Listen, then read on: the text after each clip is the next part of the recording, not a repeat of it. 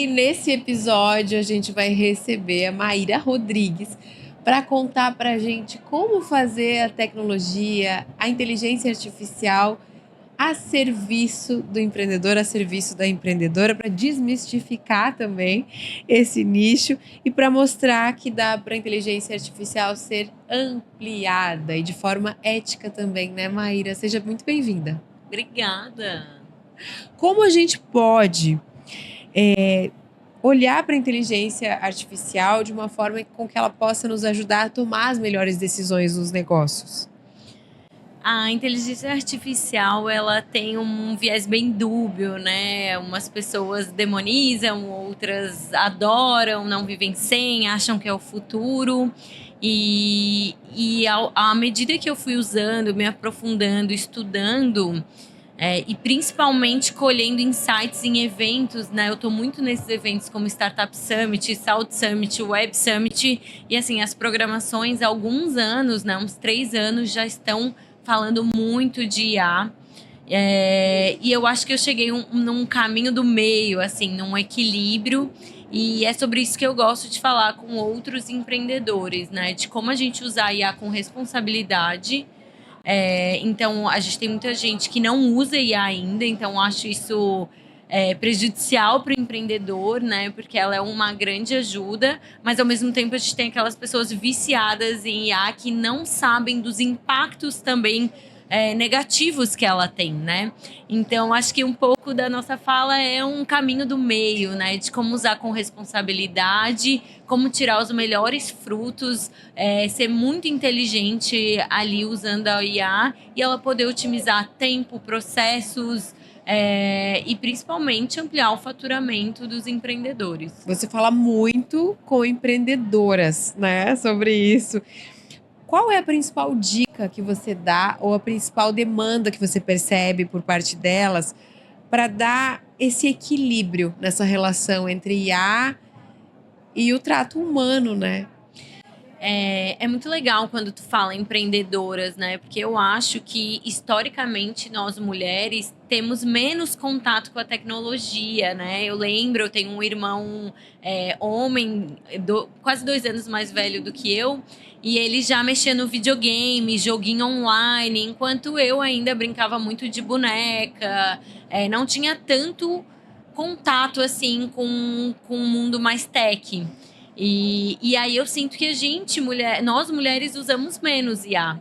Eu acho que a gente fica com menos receio, mais receio. Então, assim, o meu recado para as empreendedoras é que a ferramenta está à nossa disposição. E aí, falando um pouquinho de ética, a gente vai para a parte de vieses da IA. Uma das grandes questões da IA é que ela é como se fosse um algoritmo ali. Então, ela é alimentada e ela é um reflexo de quem mais alimenta ela. Então, se a gente tiver mais homens usando IA, cada vez mais ela vai ter um viés masculino sobre o empreendedorismo, sobre os negócios. Então, eu estimulo muito a mulherada a usar e eu acredito que a maior... quando eu tenho essas falas com empreendedoras, a maior dúvida é como começar. Eu sinto que, aí usando um pouco, porque hoje IA, né, ela muitas coisas, mas quando a gente fala de ChatGPT, Gemini, Perplexity, que são aquelas que nos ajudam ali, generativas, a tomar decisão, como que eu faço um bom uso? Porque tem gente que usa e acaba não conseguindo ter bons insights. E aí a gente consegue trazer para a prática alguns prompts. Então, para quem não sabe, os prompts são aqueles comandos que você dá que dá toda a diferença. Então, você pode, por exemplo, pedir para uma IA se comportar de um jeito. Então, você pode treinar ela para ela ser um RH. Você pode treinar ela para ser um comercial. E aí você vai alimentando ela com matérias, links, e ela vai ficando cada vez mais inteligente. E chega o ponto hoje, inclusive eu vou falar sobre isso e mostrar uma das IAs que eu uso, de eu botar um briefing de uma reunião, que eu uso uma IA para transcrição, eu jogo a transcrição, eu dou um comando e ela me dá a proposta pronta. E eu juro, eu mudo pouquíssimo essa proposta. Porque ela já está muito treinada. E olha o tempo que isso me economiza. Eu sou uma pessoa péssima em design. E a gente, né, as empreendedoras, muitas vezes a gente é tudo, né? A gente é o comercial, a gente é o RH, a gente é o financeiro e o marketing, o designer. Então é muito difícil a gente ser bom em tudo. E aí a IA vem para nos complementar. Então eu posso pegar, jogar no meu prompt comercial, o briefing, tirar uma proposta dali, eu posso pedir para ela dividir em slides e eu posso usar o Gama e jogar e ele faz os meus slides todos sozinhos com o que eu montei ali na minha outra IA, no ChatGPT. Então, assim, isso é um adianto de vida. E eu acho que isso amplifica as nossas potências. Com Porque certeza. aí a gente consegue focar no que a gente é boa, a gente consegue focar no produto. Eu estava vendo ali uma empreendedora que eu conheço, que ela faz cosméticos com nanotecnologia. Eu conheço outra empreendedora que trabalha com marketing, que estava ali na mentoria e faz excelentes publicações. E aí ela consegue otimizar o que ela talvez não é tão boa ou não tem tanto tempo com as nossas ferramentas de IA. 2 pontos que eu queria destacar, Maíra, que você trouxe. O primeiro é esse, da IA tá ali à disposição, mas que ao mesmo tempo a empreendedora ela tem que identificar qual é a utilidade. Porque esse acesso ele tem que ser útil, ele não pode ser por si só, pode começar por curiosidade, é claro, precisa, né? A gente precisa abastecer, mas para o seu negócio ele tem que ter utilidade. E o outro ponto é deixar a tua expertise livre. Porque se tu conseguir colocar o ChatGPT ou as outras IAs a serviço do teu negócio, do que você não é tão boa, do que você não domina tanto, você vai ter mais liberdade para atuar no que é mais importante. Seja à frente das vendas, seja na orientação, seja na capacitação, independente da área. Então, o que eu acho legal a gente reforçar também é que ele vem para complementar as áreas que nos faltam, né? Não é um bicho de 7 cabeças, né? Eu acho que aos poucos a gente está aprendendo a usar. E eu gostei do que tu falou de a gente usar com curiosidade, mas com responsabilidade.